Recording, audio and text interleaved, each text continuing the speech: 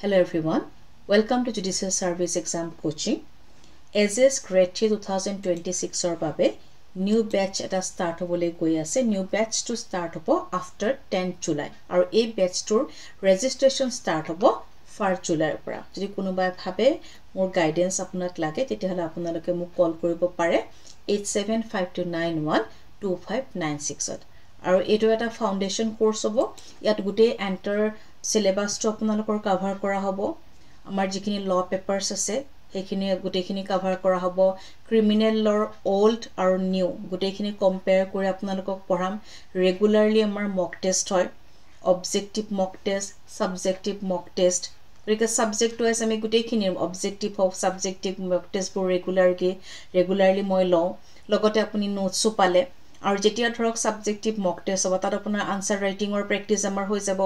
answer ৰাইটিংৰ যদি কাৰোবাৰ কিবা প্ৰবলেম থাকে সেইখিনি মই পইণ্ট আউট কৰি দিম কেনেকৈ আপুনি সেইখিনি ইমপ্ৰুভ কৰিব পাৰে সেইখিনিৰ আপোনাক গাইডেন্স প্ৰভাইড কৰা হ'ব গতিকে আপোনাৰ আনসাৰ ৰাইটিং খিনি একেলগে হৈ গৈ থাকিব মান্থলি কাৰেন্ট এফেয়াৰ্স পাব জেনাৰেল নলেজৰ আমাৰ টপিক আছে সেইবিলাকৰ টপিক ওয়াইজ টেষ্ট হয় ৰিজনিং এপ্টিটিউডৰ ক্লাছ হ'ব লগতে এছে ৰাইটিংৰ প্ৰেক্টিস কৰাম ইংলিশৰ ক্লাছ হ'ব আপোনালোকৰ ইংলিশৰ টেষ্ট হ'ব আৰু ল্যাঙ্গুৱেজ পেপাৰৰ ক্লাছ হ'ব গতিকে এন্টাৰ সিলেবাসটো কভাৰ কৰা হ'ব আৰু ল পেপাৰছৰে হওক জিকে হওক আপোনাৰ ৰিজনিংৰ দেন ইংলিশ ল্যাঙ্গুৱেজ পেপাৰ এই গুটেই বিলাকৰ আপোনালোকৰ মক টেষ্ট বিলাকো হৈ গৈ থাকিব আৰু এতিয়াৰ পৰা যদি আপুনি প্ৰিপাৰেচনটো ষ্টাৰ্ট কৰে তো আপোনাৰ হাতত টাইমও থাকিব ধুনিয়াকে আপুনি পঢ়ি যাব বস্তুবিলাক অবজেক্টিভ টেষ্ট দিলে সাবজেক্টিভ টেষ্ট দিলে আপোনাৰ নোটখিনি আপুনি পাই গল বা আপুনি নিজেও কিতেবা মই নোট কেনেকৈ বনাব লাগে কেনেকৈ লিখিব লাগে তেনেকুৱা ধৰণে আপোনালোকক মই গাইডেন্স দিও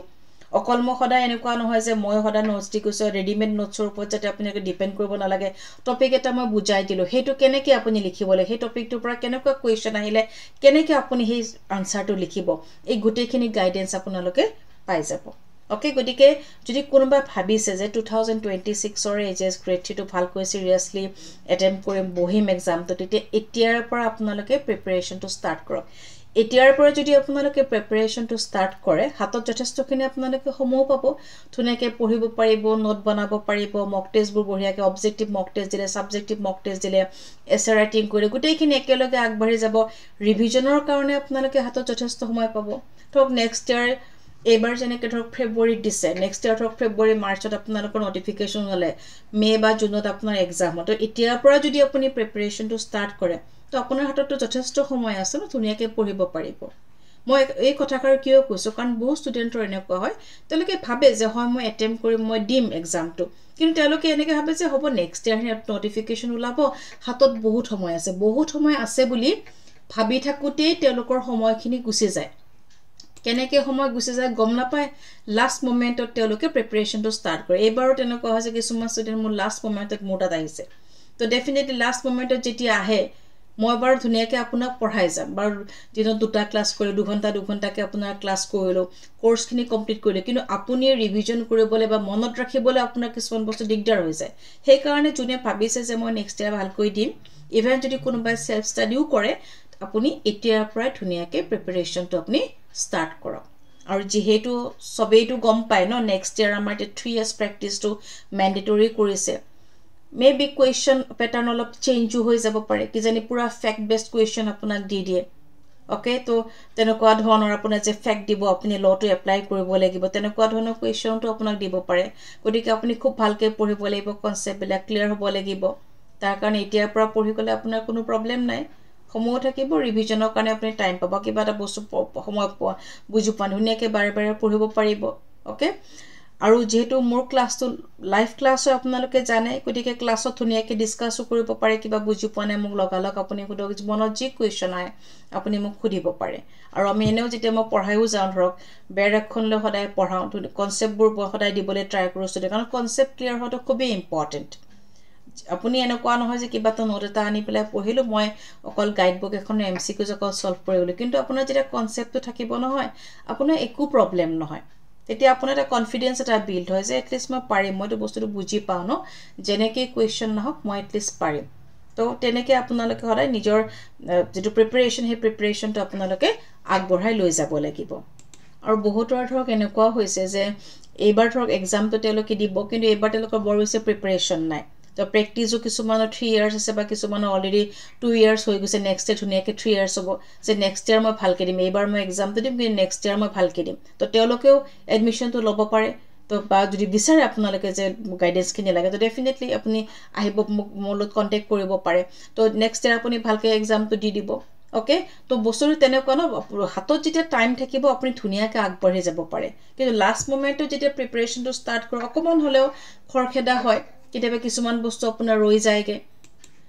আৰু ক্লাছৰ টাইমিংটো আপোনালোকৰ কেনেকুৱা হ'ব ধৰক এতিয়া যিহেতু চবেই কোৰ্টত যায় আপোনালোকৰ প্ৰেক্টিছ চবেই ষ্টাৰ্ট কৰিছে বা গৈ আছে চবেই তো ডে টাইমত ক্লাছ কৰাটো আপোনালোকৰ কাৰণে পচিবল নহয় আগতেতো মোৰ ডে টাইমতো ক্লাছ হৈছিলে ধৰক কিন্তু এতিয়া যিহেতু নোৱাৰিব গতিকে আপোনালোকৰ সুবিধা মতে ঠিক তেনেকৈ ইভিনিং আমাৰ ক্লাছবোৰ থাকিব আগতেও মই ধৰক 10 PM ক্লাছ কৰোঁ 10:30 PM ক্লাছ কৰোঁ তো তেনেকৈ আপোনালোকে ক্লাছবোৰ আপুনি কোৰ্ট যাওক চেম্বাৰ যাওক আহি পেলাই ধুনীয়াকৈ আকৌ ক্লাছটো কৰিব পাৰিব আৰু এতিয়া কি হ'ব দিনত ধুনীয়াকৈ আপুনি কোৰ্টত গ'ল তেতিয়া ক্লাছটো থাকিব ক্লাছ কৰিব ৰেগুলাৰলি মক টেষ্টবোৰ দিব তেতিয়া আপুনি এক প্ৰকাৰ বাধ্য হৈ যায় ন যে এইখিনি মই পঢ়িবই লাগিব কাৰণ মোৰ নেক্সট মক টেষ্ট আছে তাৰ আপোনাৰ ৰুটিন এটা হৈ যাব তো প্ৰিপাৰেশ্যনটো ধুনীয়াকৈ আগুৱাই যাব আৰু যিসকলৰ ধৰক অলৰেডি প্ৰেক্টিছ ধৰক 3 ইয়াৰ্ছ আছে বা কাৰোবাৰ 2 ইয়াৰ্ছ হৈছে 2.5 ইয়াৰ্ছ হৈছে তো আপোনালোকে প্ৰেক্টিছটো যদি ভাবিছে যে নেক্সট ইয়াৰ দিম যিটো এতিয়া আগতে পঢ়িব সময় পোৱা নাছিল বা এতিয়া প্ৰেক্টিছটো মেণ্ডেটৰী কৰিছে চ' বস্তুবিলাক অলপ বুজি পাওঁ খালি অকণ পঢ়িব লাগে নিজৰ ফালৰ পৰা তো এতিয়াৰ পৰা ধুনীয়াকৈ প্ৰিপাৰেশ্যনটো ষ্টাৰ্ট কৰক বা কোনোবাই ধৰক জাষ্ট পাছ কৰিছে প্ৰেক্টিছটো ষ্টাৰ্ট কৰিছে তেওঁলোকে প্ৰিপাৰেশ্যন ষ্টাৰ্ট কৰিব পাৰে আৰু মোৰ তাত এবাৰ এনৰোল হোৱাৰ পিছত আপোনালোকে যেতিয়ালৈকে এক্সাম নহয় মই আপোনালোকৰ লগত এই জাৰ্ণিটোত আছোঁ আৰু প্ৰিলিমছ মেইনছ ভাইভা এই গোটেইকেইটা ষ্টেজৰ কাৰণে আপোনালোকে মোৰ গাইডেন্সটো পাই যাব গতিকে এতিয়াৰ পৰা ধুনীয়াকৈ প্ৰিপাৰেশ্যনটো আপোনালোকে ষ্টাৰ্ট কৰক হাতত ধুনীয়াকৈ সময় পাব আপুনি ধুনীয়াকৈ বুজি পেলাই চব বস্তু পঢ়িব পাৰিব এটা বস্তু বুজি পোৱা নাই বাৰে বাৰে পঢ়ক ধুনীয়াকৈ নোট বনাওক তাৰ পৰা আপুনি নোটটো কেনেকৈ লিখিব লাগে সেইখিনিও হ'ব এছে ৰাইটিঙো প্ৰেক্টিছ কৰিব পাৰিব আৰু ৰিভিজনৰ কাৰণে হাতত যথেষ্টখিনি আপোনালোকৰ টাইম থাকিব গতিকে কোনোবাই যদি ভাবে যে মোৰ গাইডেন্সৰ আপোনাৰ নিড আছে নেচেচিটি আছে তেতিয়াহ'লে আপুনি মোক কল কৰিব যেহেতু ফোন নাম্বাৰটো ইয়াত মই দি থৈছোঁ মোক কণ্টেক্ট কৰিব তো ফোন কৰাৰ আগতে কাইণ্ডলি এটা আপোনাৰ নামেৰে সৈতে মোক এটা মেছেজ এটা দি দিব কাৰণ ধৰক মোৰ বেলেগ ক্লাছ চাছো থাকে বিজি হৈ থাকোঁ তো আপুনি এটা মোক মেছেজ দি দিব থেংক ইউ